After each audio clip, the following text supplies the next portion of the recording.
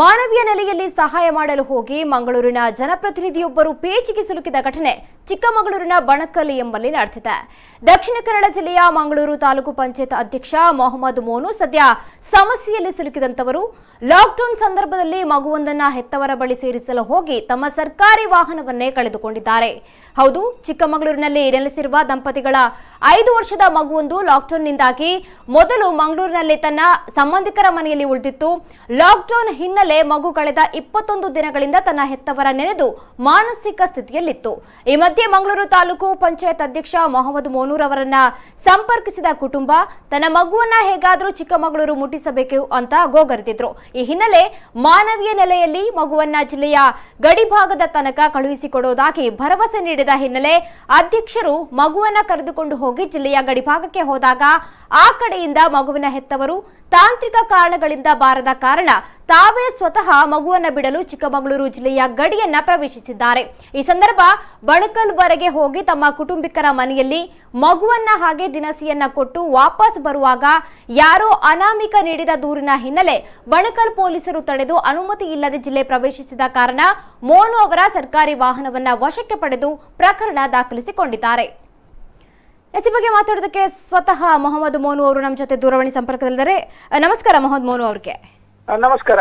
ತಾಯಿ ಮಡಿಲಿಗೆ ಮಗುವನ್ನ ಸೇರಿಸಲು ಹೋಗಿ ತಾವು ಸಂಕಷ್ಟಕ್ಕೆ ಸಿಲುಕಿದ್ದೀರಾ. ಸದ್ಯ ಹೇಗಾಯ್ತು ಈ ಘಟನೆ ಸರ್?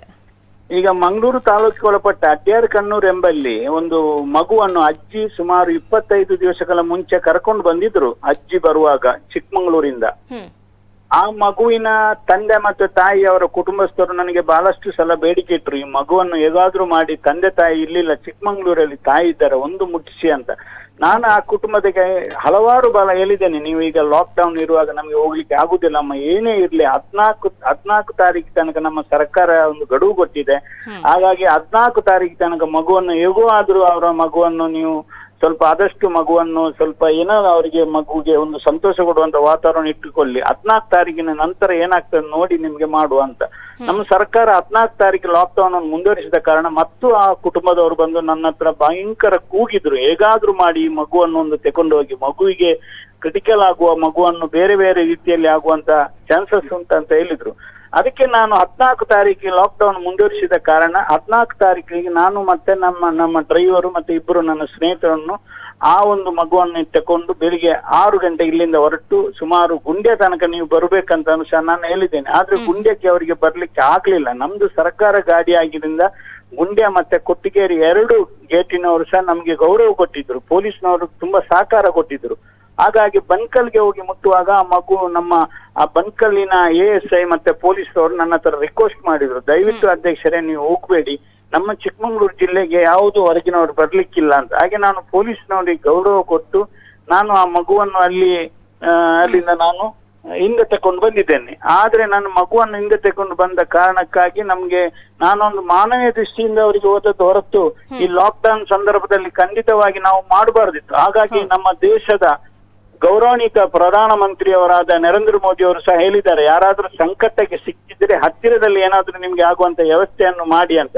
ಜೊತೆಗೆ ನನ್ನ ಮಾಜಿ ಸಚಿವರು, ನನ್ನ ಕ್ಷೇತ್ರದ ಶಾಸಕರು, ನನ್ನ ರಾಜಕೀಯದ ಒಬ್ಬ ಗುರುಗಳು UT ಖಾದರ್ ಅವರ ಸಹ ಮಾತು ಅದೇ ರೀತಿ ಇದೆ. ಯಾಕೆಂತ ಹೇಳಿದ್ರೆ ಯಾರಾದ್ರೂ ಕಷ್ಟದಲ್ಲಿದ್ರೆ ಬಿಡಬೇಡಿ, ಅವರಿಗೆ ಸಹಕಾರ ಕೊಡಿ ಅಂತ UT ಖಾದರ್ ಹೇಳಿದ್ರು. ನಮ್ಮ ದೇಶದ ಗೌರವಾನ್ವಿತ ಪ್ರಧಾನಮಂತ್ರಿಯಾದ ನರೇಂದ್ರ ಮೋದಿ ಅವರು ಸಹ ಹೇಳಿದ್ದಾರೆ, ಹತ್ತಿರವೇ ನಿಮ್ಮಿಂದ ಆಗುವಂತ ಸಹಾಯ ಮಾಡಿ ಅಂತ. ಅದರ ಮರುದಿವಸ ನನಗೆ FIR ಆದ ಮರುದಿವಸವೇ ನಾನು ಸುಮಾರು ನನ್ನ ಪಾವೂರು ಗ್ರಾಮದ ಜಗದೀಶ್ ಆಚಾರ್ಯ ಅಂತ ಅವರ ಹೆಂಡತಿಯನ್ನು ಬಹಳಷ್ಟು ದಿವಸಗಳಿಂದ ಅವರು ಮನೆಗೆ ಹೋಗುವಂತ, ಅವರು ಪ್ರೆಗ್ನೆಂಟ್ ಆಗಿದ್ರು, ಅವರ ಮಿಸಸ್ ಜಗದೀಶ್ ಆಚಾರ್ಯ ಅಂತ, ಅವರು ಸಹ ನನ್ನ ಹತ್ರ ಅಂಗಾಲಿಸಿದ್ರು. FIR ಆದ ಮೇಲೆ ಮರುದಿವಸ ಸಹ ನಾನು ಬೇರೆ ನಮ್ಮ ಗಾಡಿ ಮಾಡಿ ಅವರ ಹೆಂಡತಿ ಮತ್ತೆ ಅವರನ್ನು ನಾನು ಪುತ್ತೂರು ಸಂಪಾಜೆಗೆ ತಗೊಂಡೋಗಿ ಬಿಟ್ಟು ಬಂದಿದ್ದೇನೆ. ತದನಂತರ ನಿನ್ನೆ ನನ್ನ UT ಖಾದರ್ ಅವರ ಸೂಚನೆ ಮೇರೆಗೆ ಕಲ್ಲಡ್ಕದ ಬೊಳಂತೂರ್ ಎಂಬಲ್ಲಿ ರಾಧಾ ಅಂತ 80 ವರ್ಷದ ಒಬ್ಬ ಮಹಿಳೆ, ರಾಧಾ ಅಂತ ಹೇಳುವ ಒಬ್ಬ ಮಹಿಳೆ, ಬೇಕಾದ್ರೆ ನೀವು ಇನ್ಕ್ವೈರಿ ಮಾಡ್ಬೋದು. ಆ ರಾಧಕ್ಕನವನ್ನು ಸಹ 80 ವರ್ಷ ವೈದ್ಯ ಮಹಿಳೆಯನ್ನು ಸಹ ನಾನು ಬಿಕ್ರನಗಟ್ಟೆಗೆ ಮನೆಗೆ FIR ಆದ ಮೇಲೂ ಸಹ ನಾನು ಅಲ್ಲಿ ಬಿಟ್ಟು ಬಂದಿದ್ದೇನೆ. ಲಾಕ್ ಡೌನ್ ಇರುವ ಸಂದರ್ಭದಲ್ಲಿ ಖಂಡಿತವಾಗಿ ನಾವು ತಪ್ಪು ಮಾಡಬಾರದಿತ್ತು. ಆದ್ರೆ ಲಾಕ್ ಟೈಮ್ಗೆ ಏನು ಲಾಕ್ ಟೈಮ್ ಇದ್ರು ಆ ಮಾನವೀಯತೆ ಮೇರೆಗೆ ಆ ಮಹಿಳೆ 80 ವರ್ಷದ ಮಹಿಳೆ ಕೂಗಿದ್ರು, ನೀವು ನಿಮ್ಗೆ ದೇವರು ಒಳ್ಳೇದು ಮಾಡ್ತೀರಮ್ಮ, ನನ್ನನ್ನು ಒಂದು ಬಿಕ್ರನ ಗಟ್ಟೆಗೆ ತಗೊಂಡೋಗಿ ಬಿಡ್ಬೇಕು, ನಾನು ಬಂದು ಇಲ್ಲಿಗೆ ಸುಮಾರು 1 ತಿಂಗಳಾಯ್ತು, ಕಲ್ಲಡ್ಕದ ಬೊಳಂತೂರ್ ಅಂತ ಹೇಳುವಂತ ಜಾಗದಲ್ಲಿ. ಅವರನ್ನು ಸಹ ನಾನು FIR ಆದ ಮೇಲೆ ಸಹ ಬಿಟ್ಟಿದ್ದೇನೆ. ಯಾವ FIR ಆಗ್ಲಿ ನನಗೆ ಬೇಸರಿಲ್ಲ.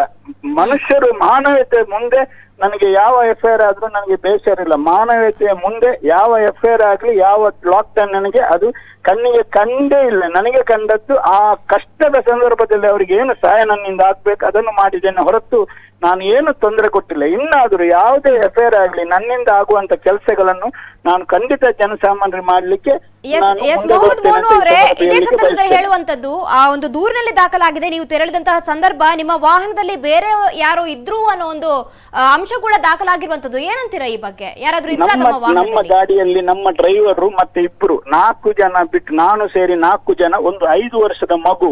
ಅದು ಬನ್ಕಲ್ ಸ್ಟೇಷನ್ ನ ASI ಅಲ್ಲಿಯ 3 ಪೊಲೀಸ್ ಸಿಬ್ಬಂದಿಗಳು, ಅವರ ಹತ್ರ ಸಹ ನೀವು ಇನ್ಕ್ವೈರಿ ಮಾಡಬಹುದು. ಬನ್ಕಲಿನ ASI ಅವರ ಹೆಸರು ಗೊತ್ತಿಲ್ಲ, 3 ಪೊಲೀಸ್ಗಳು ಇದು ನಮ್ಮ ಅಡ್ಡ ಹಾಕಿ ನಿಂತಿದ್ರು. ಯಾವ್ದಂತ ಹೇಳಿದ್ರೆ ಬ್ಯಾರಿಕೇಡ್. ಅವರ ಹತ್ರ ನಾನು 3 ಜನ, ನಮ್ಮನ್ನು 4 ಜನರನ್ನು ಅವರು ನೋಡಿದ್ದಾರೆ, ಮಗುವನ್ನು ಸಹ ಖುದ್ದಾಗಿ ನೋಡಿದ್ದಾರೆ. ಯಾರಿಗಾದ್ರೂ ಇನ್ಕ್ವೈರಿ ಮಾಡ್ಲಿಕ್ಕೆ ಇದ್ರೆ ಬನ್ಕಲ್ ಸ್ಟೇಷನ್ ASI ಅಲ್ಲಿಯ 3 ಪೊಲೀಸಿನವರು ಅವರು ಸಹ ಖುದ್ದಾಗಿ ನೋಡಿದ್ದಾರೆ. ಯಾರೋ ನಮ್ಮ ಮೇಲೆ ಏನ ಬರೆದಿದ್ದಾರೆ ಅಂತ ನಮ್ಗೆ ಗೊತ್ತಿಲ್ಲ. ಖಂಡಿತವಾಗಿ ನಾವು ಯಾರನ್ನು ತುಂಬಿಸ್ಕೊಂಡು ಹೋಗಿಲ್ಲ. ನಾವು 4 ಜನ ಬಿಟ್ಟು ಒಂದು ಮಗು, 5 ವರ್ಷದ ಮಗು, ಆ ಮಗುವನ್ನು ಮಾತ್ರ ಬಿಟ್ಟು ಬೇರೆ ಗಾಡಿಯಲ್ಲಿ ಯಾರು ಇರ್ಲಿಲ್ಲ. ಓಕೆ ಮೊಹಮ್ಮದ್ ಮೋನು ಅವರೇ, ಈಗ ಗಾಡಿ ಸೀಸ್ ಆಗಿದೆ, FIR ದಾಖಲಾಗಿದೆ, ವಾಟ್ ನೆಕ್ಸ್ಟ್ ಅಂತ? ಯಾವ್ದು ಅಮ್ಮ? ಈಗ ಗಾಡಿ ಸೀಸ್ ಆಗಿದೆ, FIR ಬೇರೆ ದಾಖಲಾಗಿದೆ, ವಾಟ್ ನೆಕ್ಸ್ಟ್ ಸರ್? ಮುಂದೇನ್ ಮಾಡ್ತೀರಾ?